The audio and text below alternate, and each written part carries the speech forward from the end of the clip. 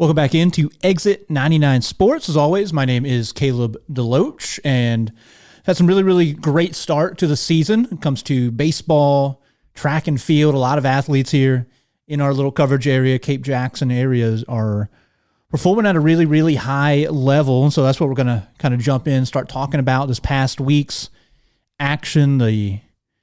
Baseball, a lot of baseball, a little bit track and field, things like that. Then we're going to talk about what is coming on or what's going on this week, what all we have to look forward to, kind of some my thoughts about that. And then, mention at the end some wrap up still of basketball, some awards and things like that got announced. So congratulate a couple of kids here in our area. But first off, I will start with this past week, all the way back Monday, the 23rd.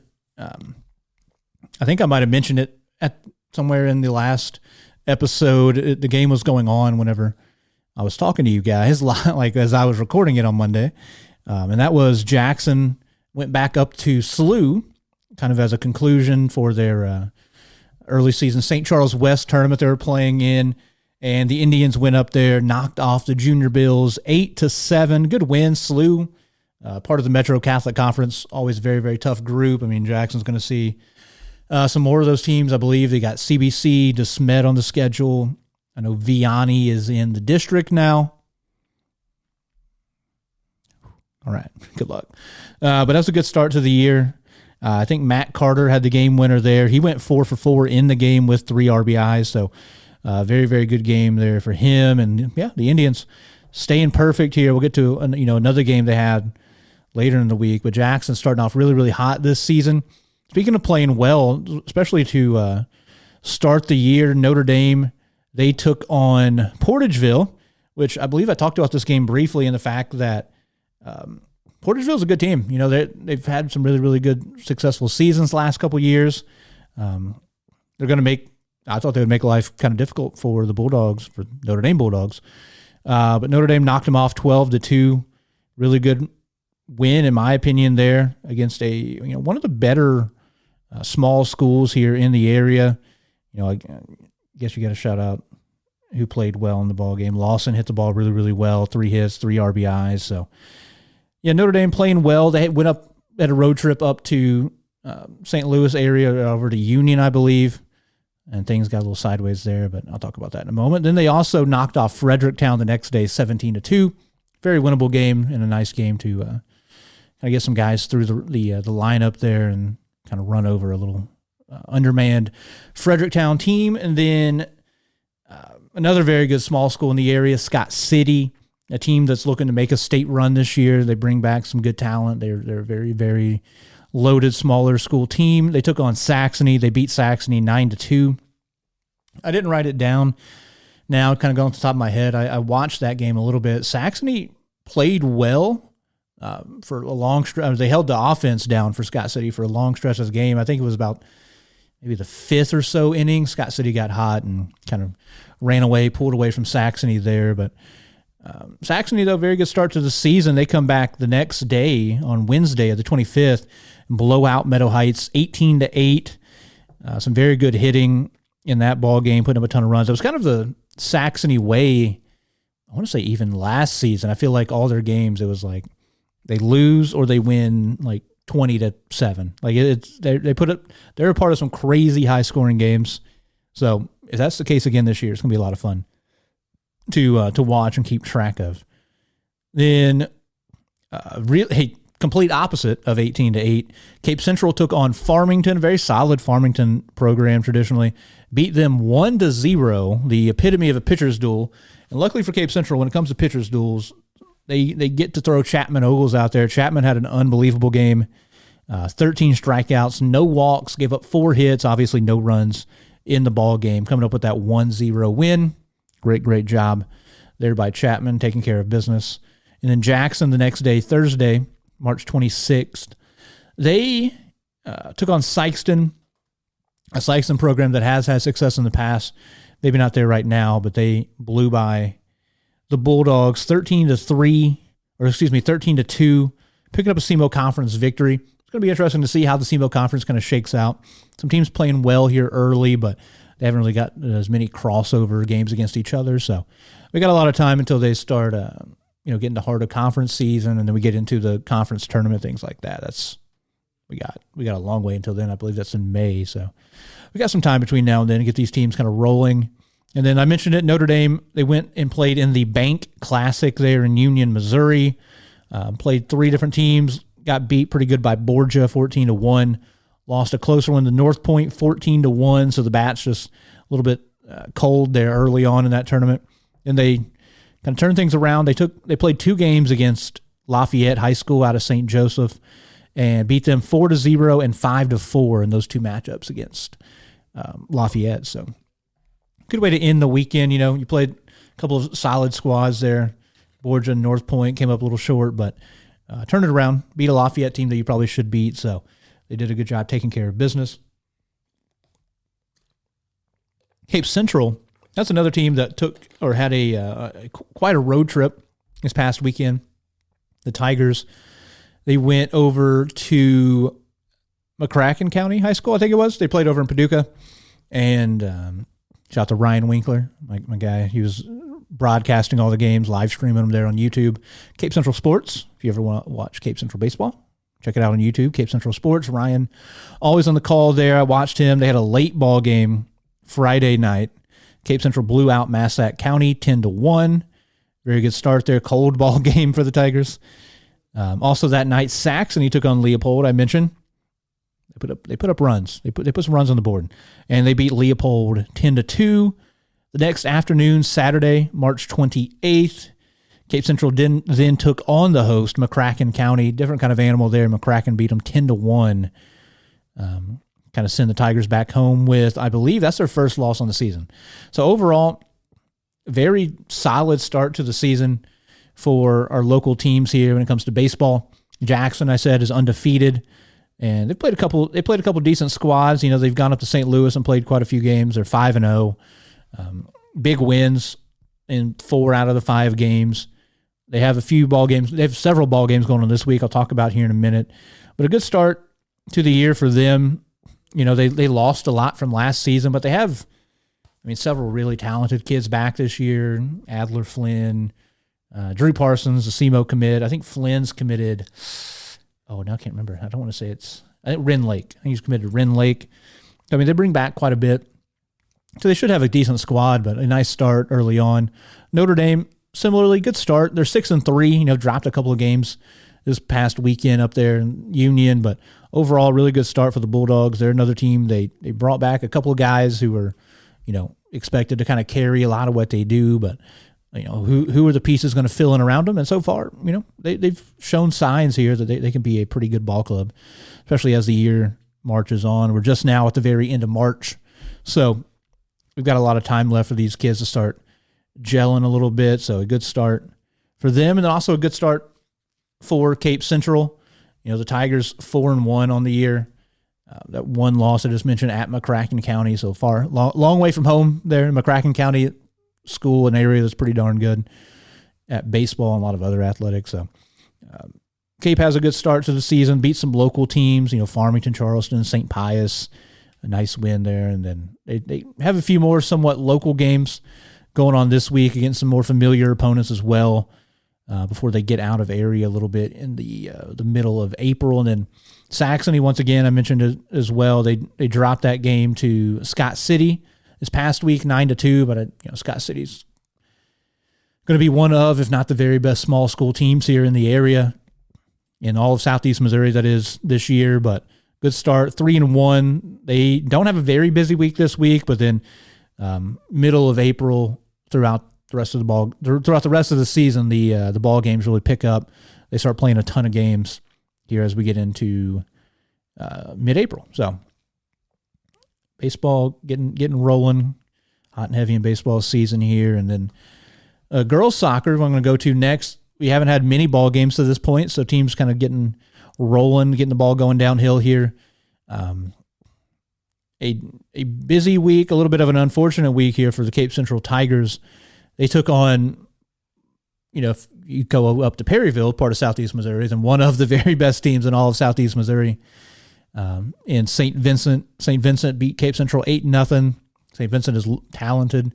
They bring back Lana Adams, who's the best individual player in the region. She's going to Mizzou. They lost in the state title game last year. So St. Vincent, anytime they come down to this area or play anybody from this area, going to be a tough ball game. Going to be a good contest. So that was Tuesday. Jump to Thursday. Notre Dame had a couple of games against Parkway schools. First, they took on Parkway South, lost that ball game 2-1. Close game. I saw Luke Randall posted a highlight from the game where they said what I assumed was a goal was not a goal. Ball did not cross the line allegedly. So Notre Dame maybe a little screwed out of that one here early in the season, but it's early. So they dropped to Parkway South 2-1. And then that Thursday as well, a couple of days after getting beat by St. Vincent, the Tigers of Cape Central lose to Poplar Bluff, SEMO Conference game in double overtime. Brutal loss there. Long ball game for the Tigers, but they have a little bit of a break in between games. But tough break there, losing to Poplar Bluff 3-2, kind of a good rivalry between area schools, things like that. And then Saxony, they get on the board here this week, but it is an L. They take on Carterville, lose that 2-1. Carterville over there, Southern Illinois. And then finally, the Jackson Indians play their first game of the season. It was this past Friday, the 27th. They did not play the entire first week. Everybody else got started. They went up to St. Louis, took on Visitation Academy, I believe an all-girls private school up there. They beat Visitation 4-0 on Friday. And then they played again Saturday really early in the morning, 10 a.m. I think was the kickoff at Fort Zumwalt East. So a little bit of a drive from where, I don't know where they stayed at up there, but Visitation over to Fort Zumwalt East. And they lost that one 2-0. It was 1-0, most all ball game. And, Jackson was really pressing, and then Fort Zumwalt East got a counterattack goal late there. So they blanked the Indians 2-0, give Jackson their first loss of the season, obviously, and only their second game of the year. So all these teams in the area right now don't have a lot of games under their belt. It's really, really early in the season. So we'll see how they look as we get, more involved here. They start playing some more area teams, kind of get used to what you're seeing, SEMO Conference, things like that. We have a matchup between local teams going on this upcoming week. So there'll be some games to watch. A lot of opportunity, especially as the weather gets a little bit warmer here, to get out there, go watch some good soccer here. But I mentioned it, St. Vincent, right? Or not St. Vincent. Saxony sitting at 1-1. Jackson also going 1-1 on the weekend, their first two ball games of the season. Notre Dame 0-2, dropped both those games to the Parkway schools. But both, not bad losses. Parkway schools are both pretty solid, pretty consistently good programs up there in suburban St. Louis. And then Cape Central also 0-2, like I mentioned, losing to St. Vincent and Poplar Bluff. So tough start for them, but they have some chances here in the near future to kind of get on the board, start picking up some W's. They're going to be very busy as well, especially mid to late April. So the Tigers have a chance to really turn their season around, start going the right direction, heading in to the postseason. So that's all the girls soccer from this past week. Now I want to jump into what I'm going to be very long and wordy and whatnot about here, which is the track meets we had going on this past week. I know we had a couple local teams went over to Poplar Bluff. Poplar Bluff hosted an open meet of sorts there. It's kind of labeled Poplar Bluff Tri-Meet. Some people label it the SEMO North Open. So we had a lot of some local flavor over there. Cape Jackson made their way over there to Poplar Bluff and had a few decent performances here. I'm going to read you some of the ones that stood out. Not get super deep in the weeds. I was not there, so I don't have maybe the same high energy I did about the first game or the first track meet there at Notre Dame. But some really, really good showings by a handful of kids. In the 100 meters, first kid that stood out for me, Ryan Larry. Ryan Larry, a good athlete, kid who is a really, really good jumper. Went to state this past year in the high jump, and early at Notre Dame, jumped a personal record, a PR there over at Notre Dame, 6 feet 4 1/4, so or 4 3/4, I believe. So big time jump here early in the season, and Larry is a kid that the coaches over there at Jackson want to work in. A little more in the sprints. Kid's got good speed, obviously, and he stood out because he ran an 11.38 in the 100. So nice first 100 of the season for him. And then maybe the big one that stood out for me as he does most of the time he gets on the track, Barrett Reagan. Barrett Reagan ran his first 400 of the year, went 47.95. That matched his personal best from this past season. I believe he went 47.95 in the state finals. And so matching that already first season, or first meet of the season, really, really good start for Barrett. He put up a pretty big number later in the week. I'll get to in just a second. A couple other boys standouts for me. Jamie Adams, or just one more boy. Jamie Adams in shot put and disc. Jamie Adams, a freshman over for Cape Central, threw like a beast over there at Poplar Bluff, man. 48 feet, 4.75 inches in the shot. And then the discus, he threw 150 feet, 8 inches. I'll be able to read one day. 150 feet, 8 inches. So, I mean, as a freshman, popping off like that, incredible. Got first place in both of those disciplines. So, a really, really hot start for him. A guy who immediately puts himself in the, we got to watch what this kid's doing. He could be putting himself in the state meet here by the end of this season. Wouldn't shock me. Especially because, those who don't know, Cape Central had been in Class 5 in track the last few years. They dropped down this year to Class 4. So, I mean, some of these kids, a lot of their kids are, that maybe got to the finals, maybe didn't make the finals, but made the state meet, or maybe got knocked out right before state, something like that. A lot of these kids have an opportunity to be on the medal stand this year, because dropping down to Class 4, I'm expecting, health notwithstanding, some big time showings for Cape Central by the end of the year. So stay tuned for that. We got a while, obviously, but I'm really high on a lot of what Cape Central can do in the postseason. So over on the girls' side, a girl who really stood out to me in the sprints, in the 200 and the 400, she won both. Beckley Getz from Jackson. Beckley, not somebody I remember watching much last year. One of her coaches said she ran really well in the spring, in the indoor season, things like that. So, I was like, hey, what you going to do? She won the 200, ran 26:44.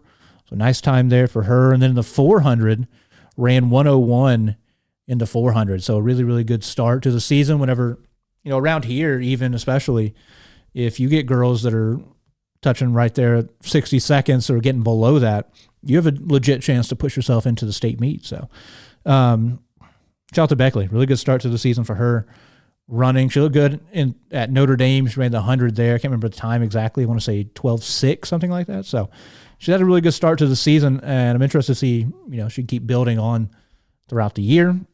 In the hurdles, a couple of girls, one from Jackson, one from Cape, Bella Ivy, in the 100 hurdles, ran 17:71, which she PR'd by nearly a second is what I wrote down here. I'm not looking at it right now. I'm not looking at the stats right now, but based on what they have on athletic.net, it's kind of where I get all my stats and all the results from. Big PR for her. She looked really good early in the season hurdling. And then Lily Williams from Cape Central, 17:81, just a split second behind Ivy. Williams looked good there in the hurdles as well. Somebody that has a lot of experience, hurdled a lot last season, so expecting her to close the year well. Also, another freshman for the Tigers, Caden Kern. I mentioned Jamie Adams throwing really well. Caden Kern looked really great in the jumps early in the season. In the high jump, she won with 5 feet, 1 3/4 inches, so big early jump for her as only a ninth grader. She also won the triple jump in 32 feet, 9.5 inches, so Caden Kern looks like the real deal, man. She's a great multi-sport athlete. I think I mentioned the last show, starter in basketball, starter in volleyball, and one of the very, very best on the track team already. So I'm excited for what her future holds in every sport she plays at high school. So Caden Kern, one of the young names to watch there for the Tigers. Then in pole vault, kind of the name to watch all season for me, Amelia Fox. Amelia went to the state meet last year. I want to say she finished 5th. I could be making that up. But she went to state last year. Looked strong here early on. Jumped 11 feet in the pole vault there at Poplar Bluff. So good start for her. And then Brooklyn Williams, a very strong early number for her in the long jump. Jumped 17 feet, 7 inches. And I put down here that she won the meet by the next closest jumper was 3 feet behind her. So Brooklyn dominated. Brooklyn's another, girl for Jackson who kind of does a little bit of everything. You'll see her in the jumps, see her in the sprints. She'll do relays, things like that. We're just a great all-around athlete, and really, really good start to the season. Then Cape, Jackson, Notre Dame, and Saxony all sent runners up to Festus. Festus holds the McCullough Douglas Invitational every year. It's a big-time meet, and there's a lot of really, really good athletes from, not just eastern Missouri, not just like St. Louis and South. You get people from all over the state. There's teams from Springfield, Kansas City, Columbia, Northwest, Northeast, South, like I said, Southeast, everywhere. There's people from all over the state come over here to Festus. And it's a big-time meet. And so, if you're performing well at Festus, it bodes well for what you can do later in the season. I'm going to try to run through this a little bit. There's, a lot of kids on here that performed well. I didn't write them all down ahead of time in a nice, neat manner like I did before. So this might get a little over the place. But in the 100 boys, Brayon Clemens, 11-14, really, really good number there for Clemens. He's running well. Dylan Newman for Notre Dame says it's a personal best for him. He went 11-18 in the 100. That Notre Dame boys 4x1 looks really, really strong, and like a group that might be heading back to state this next year. And on the girls' side, when it comes to sprinting in Southeast Missouri, there's nobody better than Taraji Riley. Riley, now a sophomore this year, ran 12:03. I think she ran 12 flat at Notre Dame. So she's right there, right at 12. I'd like to see her start kind of dipping there into the 11s, see her keep getting stronger. But really, really good runner, and a great start to the season for her. It's kind of another one I'm looking at Cape to maybe make some noise, maybe get on a podium when we get to May. In the 200, I mentioned Beckley Getz a minute ago. Here she got 4th at Festus, ran 26:37, another PR. So like I said, she's running really, really well. And a girl who's kind of jumped out to me this year. And then finally, you got to see Barrett Reagan run his first 200 of the season. I'm really high.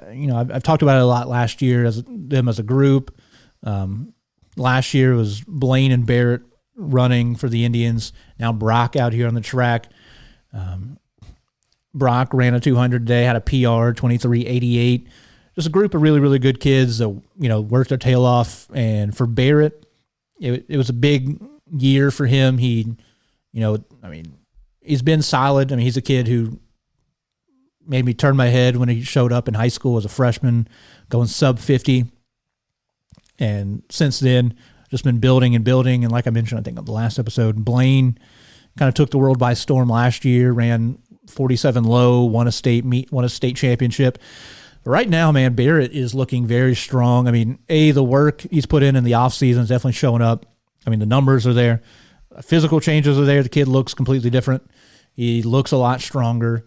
Looks like he's ready to compete at a really high level, I think, this year in any discipline that he wants to, because right now he is top 3 in the state in the 100, the 200, and the 400. He ran 21:36 to win at Festus. A huge PR for him right now. His stats this season, very strong. 10.62. I think that's second or third in state. In the 100, he's, I believe he's first in the 400 right now with that 47.9, and then second in the 200 at 21:36. 21:36. That'll put you on the podium. That'll put you top 8 at the state meet this year. It should, at least. So, unbelievable start. This is early. We're not even in April yet, or these meets aren't in April yet. So, he's a kid I'm really, really excited about. What the future is going to look like for him, and I think it's going to be very, very, very bright. I know he's committed to SEMO. I mentioned it before, but I think he's going to be a beast this season, and then once he steps onto college track as well. Also, shout out to Hudson Dennis. Hudson Dennis ran 22:57. He's outside of the scoring range, but a really good PR for him. He's a kid who's a freak athlete, too. He didn't play basketball this year. He would have been the starting center at Notre Dame if he played basketball. He's one of the best players on the team. The best swimmer we have in Southeast Missouri, an absolute monster at that. Probably going to be doing that at the next level one day. So, kid is a unbelievable athlete. So shout out to him. He's going to be a big part of those Notre Dame, sprint teams, things like that. Just could make some hay when they get to the postseason. And speaking of Reagan family, Blaine Reagan ran his first race of the year. Kind of plan, gear up. He played football, played basketball. Now they're kind of ramping him up here to run track this season. He ran in 400, his first race all year. I mean, for him, I don't know. I wasn't there, and no, I haven't talked to anybody about it, so I can't confirm one way or the other. But Blaine Reagan, very smooth, 49.01. I mean, it's like getting out of bed and brushing your teeth, I think, for Blaine Reagan to go to run 49 in the 400. I don't know what his thoughts are. I mean, I'm sure he won. He got first in 49.01. Obviously, I mean, his PR was down at right after school ended. He went Great Southwest meet, kind of like an AAU track meet. He ran 46.96 there. Obviously, he's trying to gear up, get down to that 47 low. I'm sure he'd love to get back to, 46 high, something like that. But it's all a build, when you're at that level of track and field. And this is a kid who, like I said, he just got done playing football at a very high level, got done playing basketball at a very high level, starter on both things. So I'm very excited to see him just back out there. Obviously, it's first meet, so I'm sure he's got a lot more coming up his sleeve here the rest of the season. Flipping the girls into 400. Beckley gets, again, a new PR. She went 101. I mentioned in Poplar Bluff, she went a minute even, 0.79, but basically a minute flat there to get third here at Festus. So, I mean, the winner there went 58.1, which is their PR. So, it's going to be tough to punch your ticket to the state meet in Class 5 in the 400 for girls, but I mean, Beckley is on the right track. She keeps dropping that number each week, so very excited to see, I mentioned a minute ago, what she can do as the year progresses. 800 meters on the girls' side. Emma Niebalski got 7th, 2:27 for her decent run. For Emma, boys' side, I guess it was Kenyon Kelpie out of Jackson. He was kind of the leader in the clubhouse, 2:01. Where you want to be, you want to keep, you want to be around that 2-minute number and keep working your way down. Some of the best in the state. I mean, Jackson Miller, a kid from SLU, ran 1:53, but also Elijah Cheek, good run for him, 2:03 in the 8. So good start to the year for those guys. Like I said, you want to be hovering around that 2-minute mark in this area to compete and try to push a little bit lower if you want to make some hay when you get to the postseason around here. 1600, excuse me. Very, very competitive field. A lot of kids from Kansas City, St. Louis put up big numbers there. Carter Sander, the leader out of this area, 4:37 on the boys' side. Over on the girls' side, though, similar situation. Girls push pretty much far down the list, but a PR for Jolyn Zhang, 5:44.41. Amelia Peters from Notre Dame, also a PR. Only a freshman. Notre Dame just keeps rolling out freshmen that are absolute monsters, long-distance runners. Peters ran 5:37, so shout out to them, man. That's great showing, especially when you're that young, getting out there competing against some of the very, very best in the state, like I keep mentioning. I can't mention it enough. This meet over at Fest is very, very competitive. And then a girl with a lot more experience, Lily Coy, led the way in the 3,200 around here. She ran 11:37, which is a PR for her. Emma Niebalski a little bit behind, 11:50, which also a PR for her. Over on the boys' side, Aiden Niebalski kind of jumped out to me, 9:38.95, leading the group here. In the, after that, hurdles. Kid I'm really excited about, sophomore for Cape Central in the 110 hurdles, Demarion Williams, having a really strong start to the season. He ran 15:53. It's a PR for him, another PR. He keeps dropping that number every meet. Nishan Davis got out here for Saxon. He ran well, 15:63. So both those guys going to be competitive, but everybody in Southeast Missouri in the 110 is going to be looking up at a kid named Patrick Slack. If you're not familiar, kid from Poplar Bluff. Kid's unbelievable. He's the best in the state in the 110 hurdles. So once you get to SEMO conference, things like that, life is going to be pretty difficult, but that kid's a beast. So, coming in second or third behind him is never never something to be embarrassed about. That is for sure, because that kid's going to be running into college level one day. In 300 hurdles, girls side, Grayson Maurer, 50-52. Decent run there for Grayson. She's another kid who does a little bit of everything for the Bulldogs. But on the boys' side, speaking of Bulldogs, Trenton Powell got first, 40.18 seconds. Great job by him. Gage Parker of Jackson ran 42.20. Powell is the guy who can compete a little bit with slack, but today he just ran the 300 hurdles. So shout out to him. He's a guy who can be competitive. And then let's jump over to shot put. Boys side, Jamie Adams, I mentioned, keeps pushing further and further. He threw 48, but in this one, a big throw for local kids by Gavin Shin, man. Gavin Shin, 51 feet up there at Festus. Insane throw. I think his best of the season here. Is obviously early, but really, really good start to the year for him. Looking at discus on the girls' side, Layla Bergfield, really good throw, 116 feet, her PR, and then right behind her, Kat Ellefson, who's doing a little bit of everything this year for the Indians in throws, just behind her at 116 as well. On the boys' side is Bryson Wessel, the leader for Southeast Missouri throwers. He had throw 160 feet, 7 inches, come in second overall. Adams from Cape, I mentioned, he threw 144.10. Oh, this kid's going to be the real deal, I think, in the throws. So shout out to Jamie Adams. In the javelin, get to talk about Saxony. Clark Jones led the way here in Cape County. He threw 148.8, which is his PR. So shout out to Clark.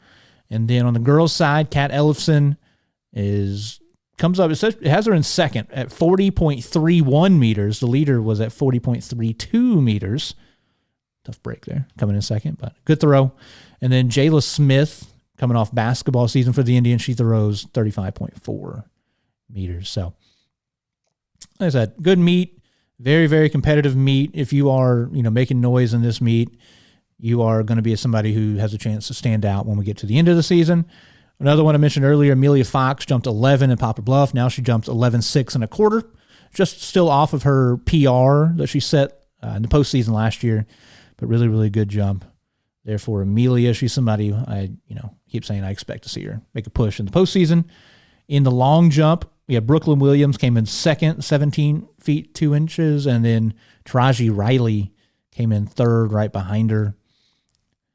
And then in the triple jump, Claire Fouch PR'd with a jump of 35 feet, 10 3/4 to get second in the triple jump. Grayson Maurer, a quarter of an inch behind her, coming in third place. So really, really good jumping over there on the girls' side. We have a ton of really, really high-level athletes in track and field, and both boys and girls. But when it comes to jumping, vaulting, things like that, the girls in this area are pretty dominant. But when it comes to boys in the vaults, there's one that stands above the rest. That is Kent Sheridan. He got first. Once again, another kid who's he jumped 14 feet 11 3/4. It's a great vault, but still well behind his PR. He's a kid who's going to be pushing for a gold medal, in my opinion, this year in the pole vault, and I'll be rooting for him all the way. I think he's going to get there. I think he's going to get it this year. At least I'm hoping he is, but I'm excited to see what he is able to accomplish as the season goes on. So now we can wrap up track and field. I'm sorry if I talk too much about track and field. I love track and field. I get fired up about track and field. So I know it's not everybody's cup of tea, but when we got some meets around here, I implore you to go check it out. We got some kids who are the real deal. So it's always very, very fun for me to watch. Boys golf, I don't have everybody's numbers for this. The only team I saw post anything was Jackson. That is over at the Notre Dame Invitational, kind of what I'm alluding to. All of our local teams were there, and I mentioned Jackson. They had it online. They placed second as a team. They put it on Facebook. So basically, if your team doesn't post something on a social media site that I follow them on, I might not talk about it. So if I'm not talking about your team, send me stuff individually. Let me know. Hit me up. and Exit 99 Sports. You can reach me there, or personally, Caleb Deloach. Look me up anywhere. Jackson got second as a team there at Notre Dame this past week. They had 4 individual medalists. Caden Shaw and Jackson Miller actually tied for 5th at 77.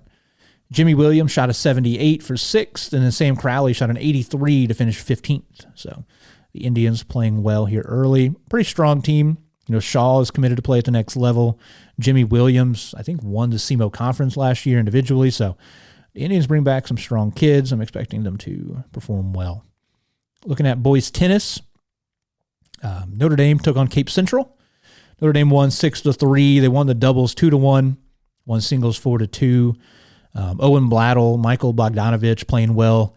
Both kids that their coach in the article, there was an article written about it on SEMA Ball. Both of those kids, their coach expect to maybe make a state run, at least make it 2 states. So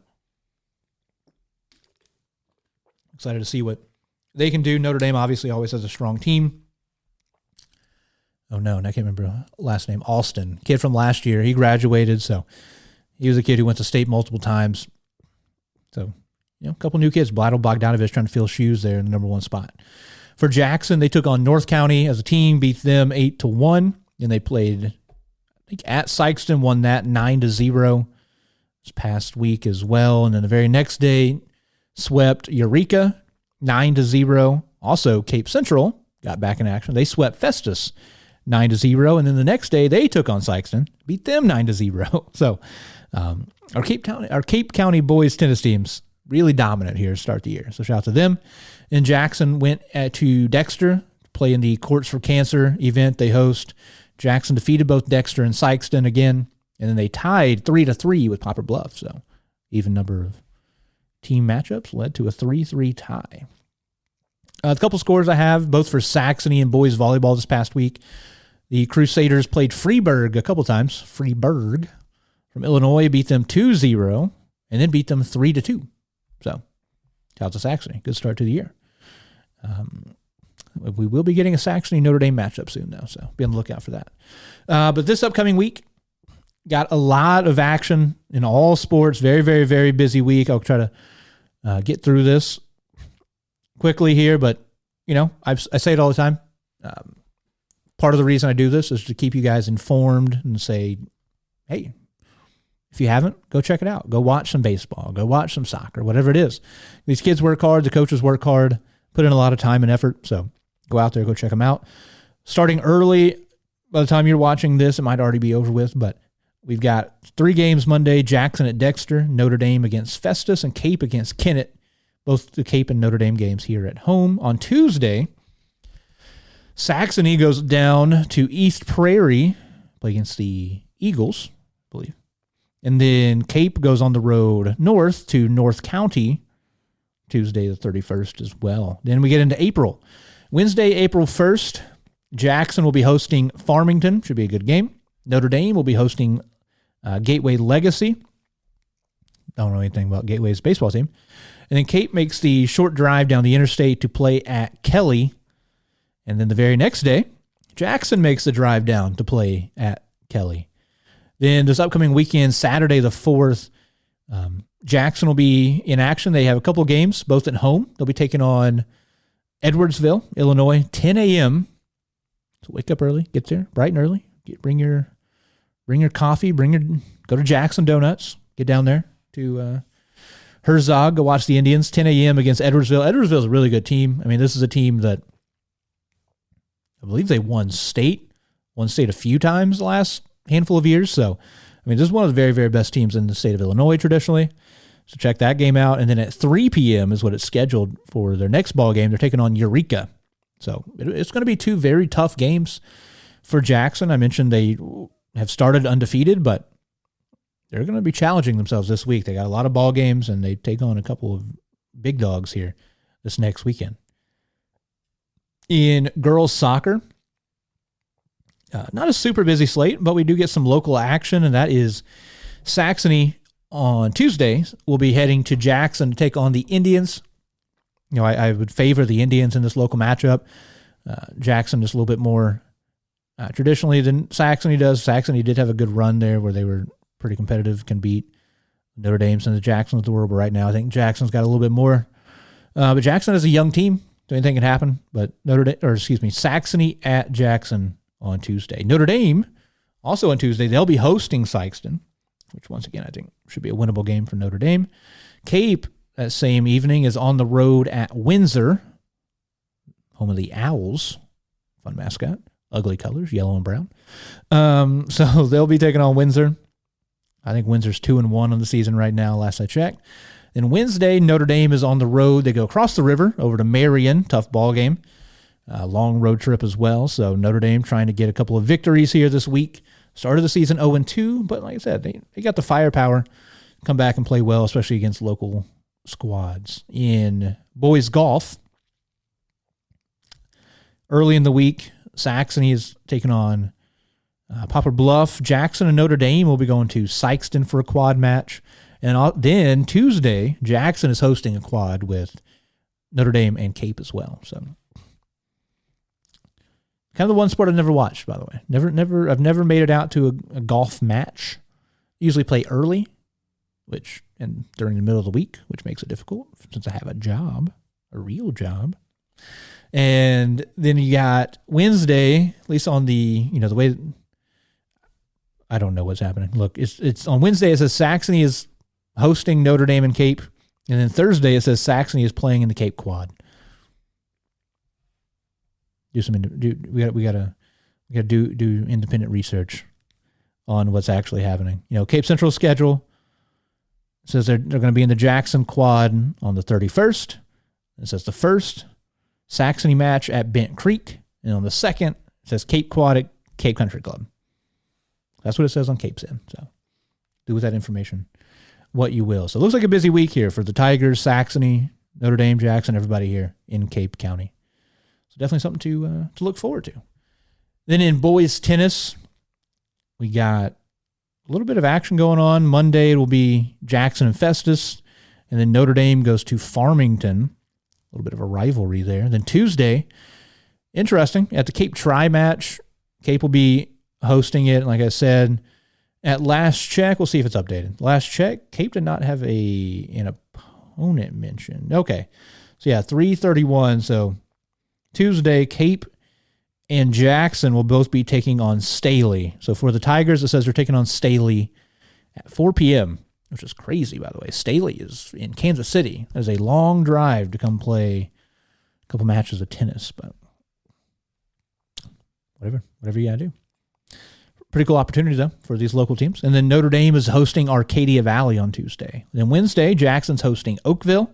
And then Thursday, Jackson's hosting Poplar Bluff. So shout out to the boys tennis team over at Jackson. They're going to be getting some cardio in this week. In boys volleyball, nothing for Saxony. Saxony's off this week, at least according to last check there on the schedule. Notre Dame, however, they have a couple of road trips. Going to be a tough week for them to go to Althoff Catholic, across the bridge over in Illinois. And then they'll be taking on Oakville on Wednesday. So Tuesday, Wednesday, they're going to be on the road up in the St. Louis metro area. And then we got track and field. We've got a couple somewhat local track meets here. I know Cape and Notre Dame are going over to Dexter on Tuesday the 31st in the Dexter Invite. So Dexter's hosting. You'll have Cape, Notre Dame, Crothersville, Chaffee, who has Carly Kosu, who's really competitive. I can say their girls team is really good, but one girl is really good. And then Dexter's going to be there, obviously. Poplar Bluff is going to be there, who has, Jackson has the Reagans, who are the best sprinters in the area. But then Poplar Bluff probably has the next best group. They have kids that are running, pretty consistent 10.8, 10.7, and 100. They're pretty consistently sub 50 as well in the 400, pushing 21 there in the 200. So they have some kids who are the real deal when it comes to sprinting as well. So Poplar Bluff, good team. Obviously, I mentioned Slack. The Slack kid is the best hurdler in the state of Missouri. So Thursday, Saxony will be running at a meet at Kelly. And then Saturday, Cape will be going up to Farmington for a kind of a smaller invitational up there this Saturday up at Farmington. I believe it pretty much does it. No Jackson track meet this week. They'll be hosting a meet, but that's not until April 7th. So on the other side of Easter, that's their next opportunity to see them. They'll be hosting it, like I said, at Jackson. I think it's Bob Sink kind of memorial type invitational deal. So obviously a great cause. Shout out to Coach Sink. He was one of the best. Great dude. A very, very good coach. He was never my coach personally, but he was around the track when I was over here running lots and lots of circles. So it is what it is. So that does it, I think, as far as what we have, what we've watched, what we got coming up this week. I do want to mention, I have it pulled up here. Some local girls basketball wrap up, boys and girls basketball wrap up with all district teams were announced, SEMO conference teams were announced, things like that. So we'll start with the SEMO conference teams.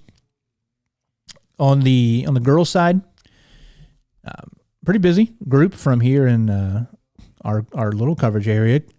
I'll name everybody, but we got Jamie Dawson-Ide from Cape Central, the lone representative there from Cape. Really deserving. She's a stud. Going to be back. Going to be one of the best players again next year.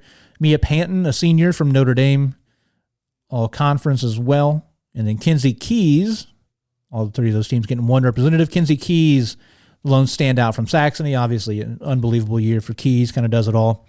Kinsey's one of the best here in the area. Then you've got Kate Deck, Lauren Dory, and Addison Henderson. So the three kind of star freshman trio there for the Indians, all conference here in our local area. You've also got Mo Minley from Dexter, Tasia Carter, and Elise Edwards from Kennett, and then Peyton Wiggins from Sykeston. Also, the individual, as far as player of the year goes, is Kate Deck. Shout out to Kate. Knocked off Edwards. Not something easy to do. Edwards was the leading scorer in the SEMO conference. She put up 682 points this year. Unbelievable.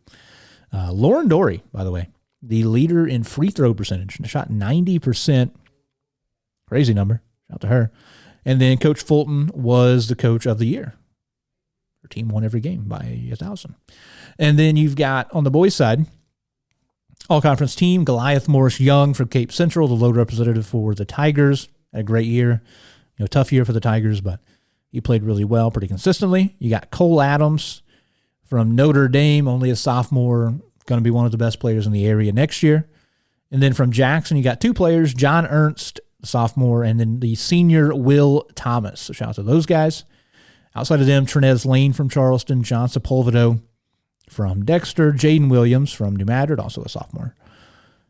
Dallas Williams from Bluff, and then Kobe Thomas, Marquel Murray from Sykeston.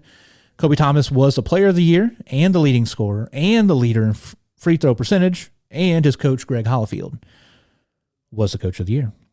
Shout out to them. When it comes to all district teams, Class 4 boys, Cole Adams and Braden Robert were all district, very deserving. I mean, those kids put up awesome numbers in their district tournament, but all season long, Sorry, something just broke over there. Cole Adams, kind of the leader in the clubhouse, but Robert really came on strong down the stretch, played a big part in, what the Bulldogs did. And then Class 5 on the girls' side, you had Jamie Dawson-Ide, who was all-conference, along with Mia Panton, who was also all-conference. Both of them made Class 5 all-district, and then similarly on the boys' side for the Tigers, Goliath Morris Young was all-district in Class 5, and then in Class 6 also, the same boys who were represented for the Indians on the all-conference team, Ernst and Will Thomas are both all-district for the Indians as well, and also very similar to the conference teams. For Jackson girls, Class 6, all-district, District 1. Kate Deck, Addison Henderson, and Lauren Dory were all district.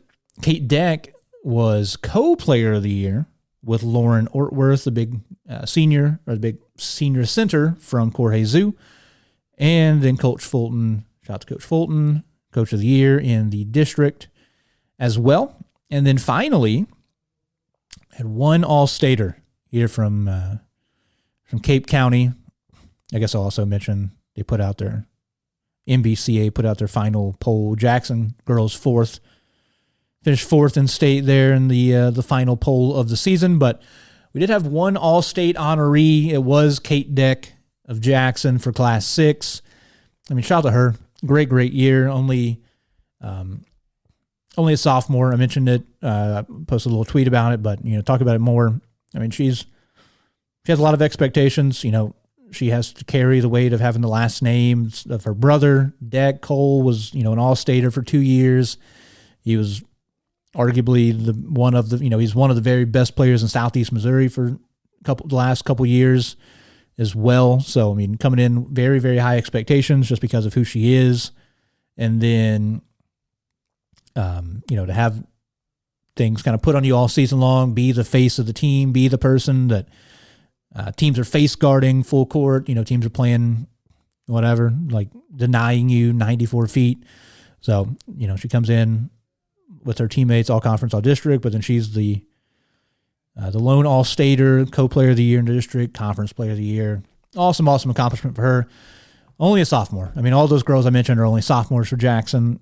What their future can be is unlimited. So we're several months away from getting back to basketball, but I'm always down to talk basketball, and that girls team is one of the most fun, one of my favorite in the entire area to cover. So shout out to them. Shout out to everybody making the Kate who made All-State, all the all-conference people we had from here, all the all-district players we had as well. So really, really good accomplishments.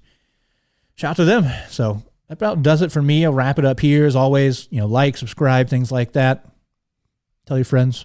Anybody who's got kids, I'm going to talk about. Teams, I'm going to talk about. If you know the coaches and I'm not talking about your team enough, or I don't talk about stats, things like that, hit me up. I'm always open. I might start reaching out maybe to some more people to acquire stats for different teams that I don't get to talk enough about. But hit me up. Like I said, slide in the DMs, Caleb Deloach or Exit 99 Sports on any social media where you can find me. If you want to listen, watch the show, you can do it anywhere you listen to podcasts, Spotify, Apple, Amazon, and then you can watch. I post the video on Facebook, post videos on YouTube as well. And then, I've alluded to it a few times, might be doing some live streaming stuff. We'll see as we get into the summer. I have a lot of good interviews, things like that planned to fill space in the summertime when we don't have a lot to talk about. But until then, I'll be covering each week all the games and things like that, and then I'll be sneaking in a few interviews with different coaches and things like that as well here coming soon. So once again, thank you for watching. Thank you for listening. I appreciate everybody, and I'll see you in the next one. Take it easy.